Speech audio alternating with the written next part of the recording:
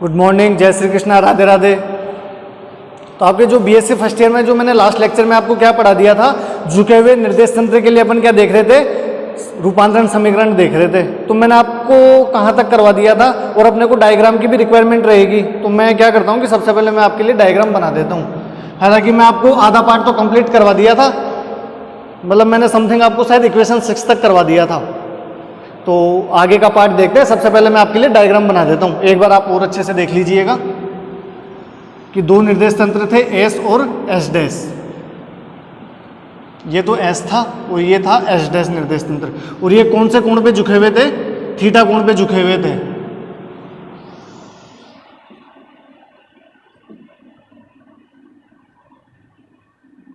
ये थीटा कोण पे झुके हुए थे और जो इनका मूल बिंदु वो था और जो कण स्थित था वो कहाँ था, बिंदु पी पे। तो मैं क्या करता हूं, इसके जो बिंदु पी पे एस निर्देश तंत्र में तो निर्देशांक क्या थे, एक्स और वाई, ये एक्स और वाई। और जो एस डैश निर्देश तंत्र में थे वो क्या क्या थे, वो अपन देखते हैं क्या क्या थे। ये बी हो गया था अपने, ये पूरा वाई हो गया था यहां से लेके यहां तक। इसको थोड़ा सा और बड़ा कर लेता हूं मैं। अब मेरे को एक चीज बताओ, हाँ इसके ये जो निर्देशांक थे वो थे, एस में तो थे एक्स और वाई, और एस डैश में क्या थे, एस डैश और वाई डैश। अब मेरे को एक चीज बताओ कि अपने को इनके इसमें पता चल गए एस में, अब अपने को एस डैश में देखना है। तो एस डैश में अपन क्या करेंगे, मैं यहां से एक यहां पे लंब डालता हूं, इसको मैं दे देता हूं, एक यहां बिंदु पी से सी के पे डालता हूं मैं। तो ये तो हो गया डी हो गया, ये क्या है, ये और ये इसके बराबर है भाई, ये वाई डैश वाली लाइन के पैरेलल है ये। तो ये क्या हो जाएगा, ये वाई डैश हो जाएगा। ये सारी चीजें मैं क्या है आपको पहले बता चुका, मैं तो सिर्फ एक बार डायग्राम बना रहा हूं, तो डायग्राम से मेरे को रिक्वायरमेंट रहेगी डायग्राम की आगे, वरना ये सारी चीज मैं आपको पिछले लेक्चर में 3 बार बताई थी मैंने ये सारी चीज। तो मैं उम्मीद करता हूं आपको समझ में आ गई होगी, और एक बार और देख लो तो क्या है, डायग्राम का भी आपको थोड़ा और अच्छे से समझ में आ जाएगा। ये वाई डैश हो गया था, और मैंने क्या किया था कि बिंदु ए से इस लाइन पे मैंने एक लंब डाला था, आपको याद हो तो थोड़ा सा, अगर आपने जो आपके सोशल मीडिया पे आपने जो फ्लैट ले रखे हैं, अगर वहां से आपको थोड़ा सा टाइम मिल गया होगा तो आपने ये चीज देख ली होगी, और ये चीज देख ली होगी तो आपको ये समझ में आ रहा होगा कि मैं आप यहाँ क्या कर रहा हूं। तो इसको मैंने नाम दिया था ई और ये था एफ। अब मैं आपको पता है कि अपन किसी भी चीज पे लंब डालते हैं तो वो क्या 90 डिग्री का कोण बनता है वहां पे। तो ये हो गया अपने 90 डिग्री का यहाँ पे कोण, एक यहाँ पे 90 डिग्री का कोण हो गया। और ये जो PD है वो किसके पैरेलल है, ओ एक्स डैश के। तो ये क्या हो जाएगा, ये वाई डैश हो जाएगा, वो सॉरी एक्स डैश हो जाएगा। ये एक्स डैश कहाँ से कहाँ तक है, ये यहाँ से लेके यहाँ तक है पूरा बिंदु P तक, या आप देख लेना। अच्छा, तो मैंने आपको कहाँ तक इक्वेशन 6 तक करवा दिया था, मैंने एक्स और वाई की वैल्यूज आपको निकलवाई दी थी। मैं आपको एक बार फिर से बता देता हूँ कि जो एस, सबसे पहले अपन एस निर्देश तंत्र में देखते हैं कण के निर्देशांक। तो एस में क्या था, ओ ए बराबर बीपी, तो ये तो क्या हो गया, एक्स हो गया। और जो पी ए या पी, हाँ ए पी बराबर ओ बी, ये क्या था, वाई था। ये एस निर्देश तंत्र में हो गया। अब अपन एस डैश निर्देश तंत्र में देखते हैं। तो एस डैश निर्देश तंत्र में क्या था, अपने एस डैश में था, सबसे पहले एक्स के लिए देखते हैं। तो एक्स के लिए क्या था, ओसी बराबर पीडी बराबर एक्स हो गया था, और पीसी बराबर ओडी बराबर वाई डैश, ये अपना समीकरण नंबर 2 गया था। अब अपन क्या करे थे कि त्रिभुज ओ ए और एफ में अपन ये त्रिभुज लिए थे, तो ओ एफ में अपन क्या करे थे, साइन थीटा बराबर लाल बटा कक्का से साइन थीटा की वैल्यू क्या होती है, लंब बटा कर्ण। तो आपको ये पता है कि ये इसके साथ 90 डिग्री का कोण बना रहे हैं। तो ये तो हो गया अपना आधार, आधार के जस्ट सामने वाली लाइन ये क्या होती है, कर्ण होती है, और ये क्या होता है, ये लंब होता है। तो साइन थीटा बराबर क्या होता है, लंब बटा कर्ण। तो लंब क्या हो गया, ए एफ बराबर वो साइन थीटा बराबर क्या था, ए एफ अपॉन ओ ए। तो एफ की वैल्यू क्या आ गई थी, एक्स साइन थीटा। इसी प्रकार अपन कोस थीटा देखते हैं, कोस थीटा क्या था, आधार बटा कर्ण। तो आधार क्या था, ओ एफ अपॉन ओ ए हो गया था। तो ओ एफ बराबर क्या आ गया था, एक्स कोस थीटा। इसी प्रकार अपन कौन से त्रिभुज में देख रहे थे, पी ए और ई में। तो पी ए ई जो ट्राइंगल है इसमें अपन क्या देखते हैं, वही साइन थीटा और कोस थीटा की वैल्यू निकालनी है अपने को। तो साइन थीटा बराबर क्या होता है, वही लंब बटा कोण। तो ये क्या, ये इसका आधार बन रहा है, अपन यहां से लिए थे, ये इस पे लंब डाल देते तो ये क्या होगी, इसके साथ 90 डिग्री का कोण बना रहा था। जब इसके साथ इसने 90 डिग्री का कोण बनाया तो यहाँ क्या हुआ, ये इसका आधार हो गया, तो लंब क्या हो गया, लंब ये हो गया, क्योंकि आधार के जस्ट सामने वाली भुजा कौन से रहती है, कर्ण होती है। तो अपन साइन थीटा के लिए देखते हैं तो लंब बटा कर्ण, तो ईपी अपॉन ये एपी हो गया। तो साइन थीटा बराबर क्या आ गया, वाई साइन थीटा आ गया। और कोस थीटा क्या है, कोस थीटा भी यही है, आधार बटा कर्ण। तो आधार क्या हो गया, ए हो गया, आधार अपॉन एपी। तो ये इसका क्या हो गया, वाई कोस थीटा हो गया। तो अपने यहां तक क्या आ गया था, इक्वेशन 6 तक अपने यहां कंप्लीट हो चुका था, तो मैंने आपको बता दिया है। इसके बाद अब फर्दर अपन आगे चलते हैं। ये सारी चीजें मैंने क्या फटाफट बता दी है, क्यों ये चीज मैं आपको पिछले जो लेक्चर था उसमें मैंने 3 बार रिपीट कर दी थी। तो मैं एक बार और बता दिया कि क्या है कि कुछ बच्चे देखते नहीं है, उनको टाइम नहीं मिलता, बड़े बिजी पर्सन है वो, तो वो बच्चे भी देख ले, थोड़ा सा समझ में आ जाएगा।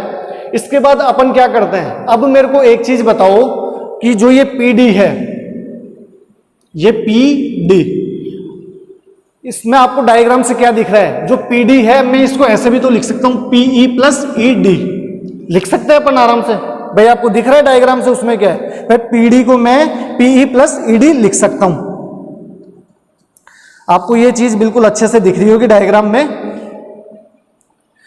तो अब मेरे को एक चीज मैं क्या लिखता हूं यहां से, फ्रॉम डायग्राम, यानी चित्र से। तो चित्र से आपको क्या दिख रहा है, पीडी बराबर पीई प्लस ईडी। अब मेरे को एक चीज बताओ कि जो आपका इक्वेशन नंबर 2 था, वहां आप एक बार इक्वेशन नंबर 2 में जाओ और 2 में देखो पीडी क्या लिखा है मैंने, एक्स डैश लिखा है मैंने वहां पे। तो यहां क्या लिख देंगे अपन, एक्स डैश बराबर पीई प्लस ई डी।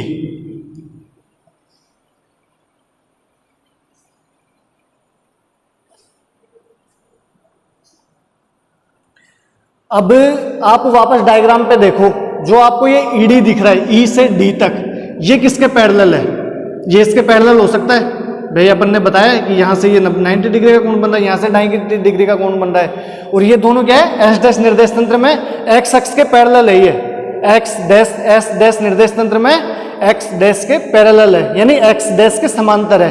तो ये ओ से लेके सी तक और पी से लेके डी तक ये पूरी बराबर है। तो अपन इसका आधा आधा पार्टी तो देख रहे हैं, तो ये क्या हो गया, ईडी और ये ओ एफ। तो ईडी बराबर अपन क्या लिख देंगे, ओ एफ। तो यहां लिखेंगे कि चूंकि ईडी बराबर ओ एफ हो गया, तो जब ये ओ एफ हो गया तो मैं यहां क्या लिख दूंगा, एक्स डैश बराबर पीई प्लस ओ एफ।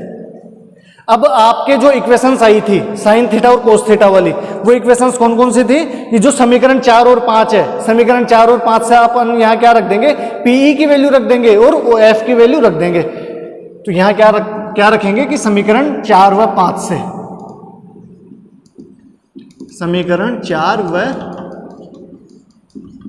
5 से, तो समीकरण 4 और 5 से क्या वैल्यू आएगी, एक्स डैश बराबर, भाई मैंने तो क्या भी सारी चीजें मैं आपको बताया था, तो मेरे को तो वहां से ये चीजें पता चल गई। तो वो क्या था, एक्स साइन थीटा और y cos theta, sorry x cos theta और वाई साइन थीटा थी अपने वो वैल्यूज। तो पी बराबर क्या हो गया, x cos theta plus y sine theta, ये वैल्यूज आई थी अपनी पी और ओ एफ की। इसको समीकरण नंबर दे दो 7।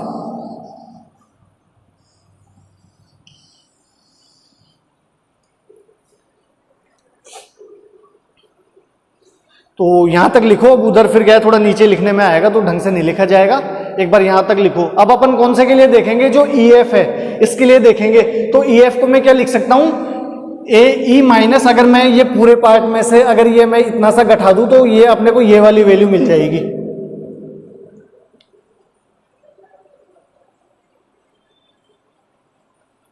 और आपको दिख ही रहा होगा कि EF, जैसे मैंने ये क्या बताया था, ये पूरा यहां से लेके ये पूरा यहां तक है, तो ये चीज EF इसके बराबर हो जाएगी PC के बराबर। भाई अपन आधी आधी चीज ही तो ले रहे हैं, तो EF बराबर क्या हो जाएगा, PC। तो ये क्या हो जाएगा, वाई डैश हो जाएगा। ये लिखो, मैं एक बार फिर से बताता हूं आपको। यहां तक लिखो आप, समीकरण नंबर 7 तक।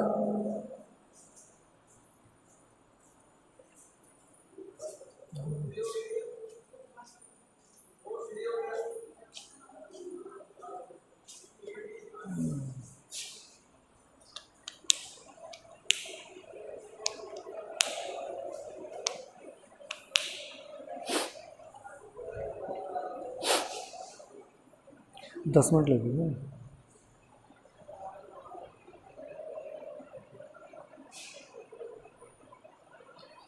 तो यहाँ तक लिख लिया होगा आपने, मैं उम्मीद करता हूँ आपसे। और आज क्या है, थोड़ा समय का अभाव है, जिस फ़ोन से अपन रिकॉर्ड कर रहे हैं वो क्या है थोड़ा काम आएगा, तो मैं आपको थोड़ी सी चीज़ें बताऊंगा। हालांकि ये टॉपिक तो मैं यहाँ तक तो कंप्लीट कर ही दूंगा, फिर अपन इसमें आगे ये 2D में अपन फर्दर फिर किस में पढ़ेंगे, 3D में, यही चीज़। और वहाँ तो अपने को क्या 2D में पता चल गया, 3D में अपन सीधे लिख देंगे। अब मेरे को ये बताओ कि ये जो EF है, आपको डायग्राम वापस देखना है, तो जो EF है ये किसके बराबर है, EF PC के बराबर है। भाई ये चीज और ये चीज बराबर ही तो दिख रही है आपको, तो ये यहां से लेके ये यहां तक ये चीज बराबर हो गई, तो अपन क्या लिखेंगे कि फ्रॉम डायग्राम, तो फ्रॉम डायग्राम बराबर क्या हो गया, EF बराबर PC, और ये किसके बराबर है, वाई डैश के बराबर, तो अपन क्या लिखेंगे EF बराबर। अब मेरे को एक चीज बताओ कि ये मेरे को ये चीज लेनी है, मेरे को इस चीज की वैल्यू निकालनी है EF की, तो अगर मैं ये इस पूरी चीज में से अगर मैं ये इतने से चीज घटा दूं तो अपने को ये चीज मिल जाएगी। भाई मेरे को ये चीज निकालनी है, अगर मैं ये पूरी चीज में से यहां से लेके यहां तक से अगर मैं ये इतना सा पार्ट हटा दूं तो ये पार्ट आ जाएगा अपने, तो अपन क्या लिखेंगे इसमें EF बराबर AE माइनस AF। भाई यही होगा, अगर मैं ये चीज मेरे को चाहिए तो मैं पूरे में से ये चीज घटा दूंगा तो अपने को ये चीज मिल जाएगी। जैसे मान लो ये A है, ये B है और ये C है। अब मेरे को A से B तक की वैल्यू चाहिए मेरे को, सॉरी यहां दिख नहीं रहा, मैं यहां समझा देता हूं। ये A, ये B और ये C है। अब मेरे को सिर्फ AB की वैल्यू चाहिए और मेरे को लेना पूरा पार्ट है, तो मैं क्या करूंगा कि ये जो A से C तक है, अगर मैं AC में से ये BC घटा दूं, अगर मैं AC पार्ट में से BC पार्ट घटा दूं तो अपने क्या आ जाएगा, AB पार्ट आ जाएगा। भाई मैंने यही किया है कि ये पार्ट मेरे को ये चीज की रिक्वायरमेंट है, तो मैं इस पूरे में से ये इतनी सी चीज घटा रहा हूं, तो अपने क्या आ जाएगा, AB आ जाएगा। तो सेम अपन ने यही किया है कि अपने को ये चीज चाहिए थी, तो मैं ये पूरे में से ये इतना सा घटा दिया, तो अपने EF आ जाएगा। अब कई बच्चे सोच रहे होंगे कि भाई अपन सीधे भी तो ले सकते थे, इसको सीधे तो ले सकते थे, पर जो फिर अपने को जो रिक्वायर्ड फॉर्म है वो नहीं मिलती, जो अपने को X और Y में जो रिक्वायर्ड फॉर्म है ना, अपने को वो चीज इससे नहीं मिलती। तो अपन क्या करेंगे, EF बराबर AE माइनस AF, और EF आपको क्या दिख रहा है, यहां से वाई डैश आ गया, और ये वाई डैश समीकरण 2 में था, तो यहां लिख लेना समीकरण 2 से, तो यहां क्या आ जाएगा, वाई डैश बराबर, अब AE और इसकी वैल्यू आपको पता ही होगा, तो जो इसकी वैल्यू थी y कोस थीटा माइनस, जो ये समीकरण मैंने 3, 4, 5, 6 लिखवाए हैं, उनमें से देख लेना कि AE और AF की वैल्यू कौन कौन से समीकरण में थी। अब वो मेरे को क्या याद नहीं है, तो आप वो चीज वहां से लिख लेना आप कि वो समीकरण कौन कौन से थे। वैसे इनकी वैल्यू आएगी y साइन थीटा, वो सॉरी y कोस थीटा और x साइन थीटा। इसको समीकरण नंबर दे दो 8।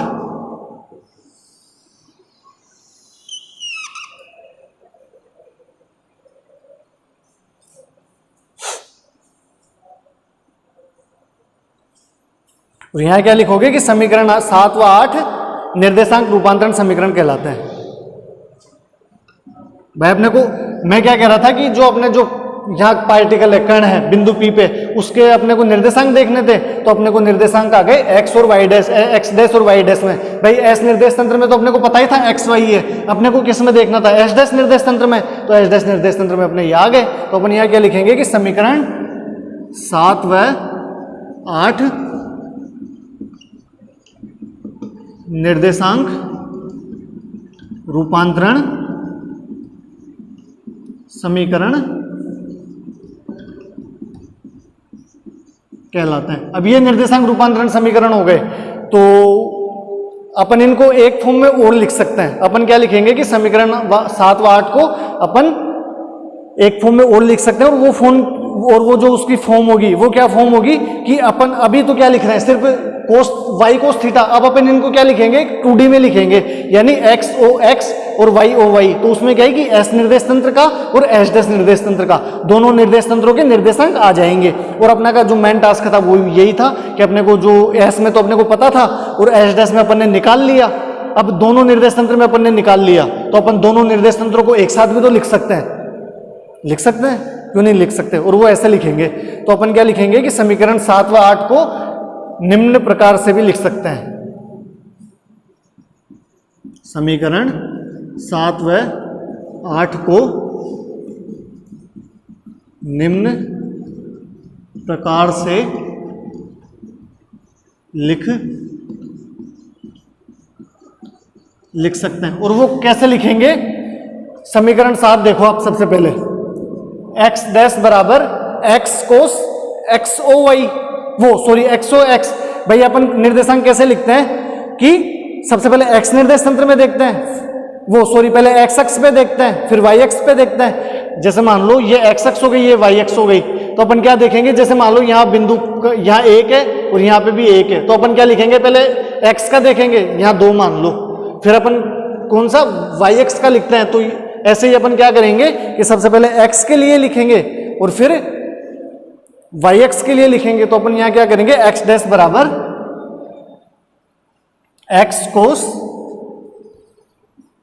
x डैश ओ x, यानी एच डैश निर्देश तंत्र में x एक्सिस और एस निर्देश तंत्र में x एक्सिस लिख सकते हैं ऐसा, plus y sign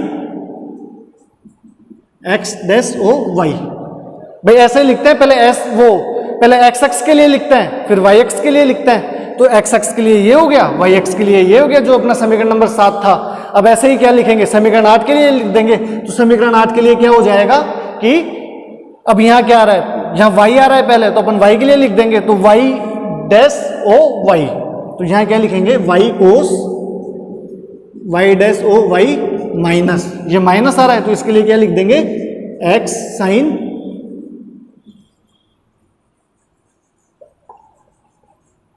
minus x sine y dash O x। ये अपना y डैश निर्देश तंत्र के लिए आ गया। तो इसको आप समीकरण नंबर दे दो 9 और ये समीकरण नंबर हो गया 10। भाई इसमें अपन ने ऐसा कुछ काम नहीं किया, अपन ने क्या किया है कि सबसे पहले अपन जो डायग्राम जो आपने इक्वेशन 6 तक तो आपने कर ही लिया था काम, उसके बाद मैंने क्या किया है कि जो ये पीडी है ना, पीडी जो एक्स डैश है पूरा, मैंने इसको क्या 2 पार्ट में तोड़ लिया, पीई प्लस ईडी। अब जो ये पीई प्लस ईडी है तो ईडी इसके बराबर है ओएफ के बराबर, तो मैंने ईडी बराबर ओएफ लिख दिया और उसके बाद मैंने एक्स डैश बराबर ओएफ और ईपी की वैल्यू रख दी। तो वो तो अपने आ गया था समीकरण नंबर 7। इसी प्रकार अपन ने क्या किया है कि जो ये वैल्यू है कौन सी, ईएफ, तो ईएफ को मैं क्या लिख सकता हूं कि एई माइनस एफ लिख सकता हूं वैसे। तो यहां से क्या ये वाई डैश के बराबर है, तो वाई डैश बराबर ये फॉर्म आ गई। उसके बाद जब ये फॉर्म आ गई आपके, तो फिर आप क्या करोगे, समीकरण ये 7 और 8 निर्देशांक रूपांतरण समीकरण हो गए। और जो निर्देशांक रूपांतरण समीकरण है उनको अपन ऐसे भी लिख सकते हैं कि जो समीकरण 7 था अपने क्या था, x cos theta plus y sine theta था। तो मैं क्या लिखूंगा, पहले एक्स निर्देश तंत्र के लिए वो एस निर्देश तंत्र के लिए लिख दूंगा और एस डैश निर्देश तंत्र के लिए लिख दूंगा। तो यहां क्या करेंगे, x cos x dash O x, यानी एस डैश निर्देश तंत्र में एक्स एक्सिस पे और ये एस डैश निर्देश तंत्र में वाई एक्सिस पे हो गया। इसी प्रकार इसको लिख देंगे। अब अपन क्या करेंगे, अब अपन जो आगे का पार्ट पढ़ेंगे वो 3D में पढ़ेंगे। ये निर्देश तंत्र ऐसे रहेगा आपके 3D में और ये सारे थीटा एंगल पे रहेंगे।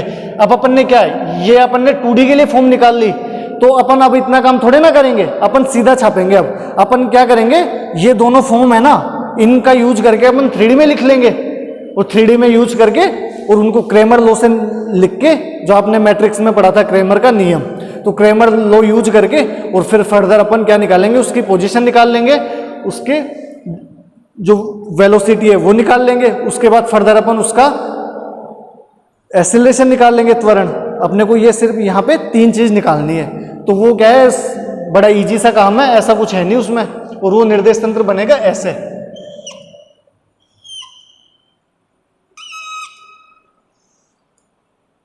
ये सारे कौन सा एंगल पे झुके हुए हैं? थीटा एंगल पे। ये ऐसा है, ऐसा निर्देश तंत्र आएगा अपने।